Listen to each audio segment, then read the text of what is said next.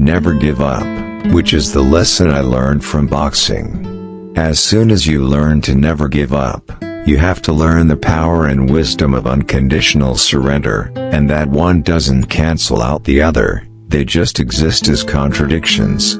The wisd, I'd trade all my tomorrows for one single yesterday.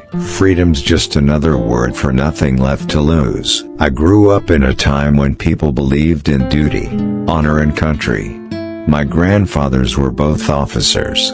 My father was a general in the Air Force. My brother and I were both in the Army.